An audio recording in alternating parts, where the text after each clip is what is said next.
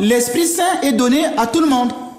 Et l'Esprit Saint peut donner des charismes. Les pasteurs peuvent avoir des charismes de guérison. D'accord. Ils peuvent avoir des charismes pour faire des miracles. Ils peuvent avoir des charismes pour parler en langue. Ils peuvent avoir des charismes aussi même de prêcher.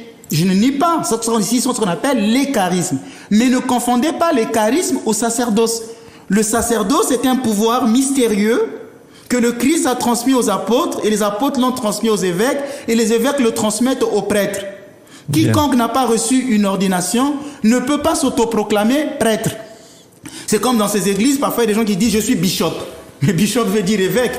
Au sens normalement, au sens théologique, ils ne sont pas des bishops ni des archevêques. Ce sont que des laïcs. Donc les pasteurs protestants, tous ces pasteurs sont des laïcs. Ce ne sont pas des prêtres. Et qu'il ne faut pas les confondre aux prêtres. S'ils bénissent de l'eau, s'ils bénissent de l'huile, du sel, la grâce ne peut pas descendre parce que pour faire cela, il faut avoir reçu le sacrement de l'ordre. Mais ils peuvent avoir un don de guérison. Ils peuvent avoir des dons de guérison. Mais Très tout bien. ce qui est sacrement, ils n'ont pas le pouvoir parce qu'ils n'ont pas le pouvoir sacerdotal. C'est pourquoi leur Sainte Seine, c'est simplement de l'impanation. C'est-à-dire que le pain reste du pain. C'est de l'impanation. Tandis que dans une messe catholique ou orthodoxe, quand le prêtre fait la consécration, le pain et le vin deviennent le corps et le sang du Christ en vertu du sacerdoce que le prêtre possède. Lorsqu'il va donner l'absolution des péchés, les péchés sont réellement pardonnés.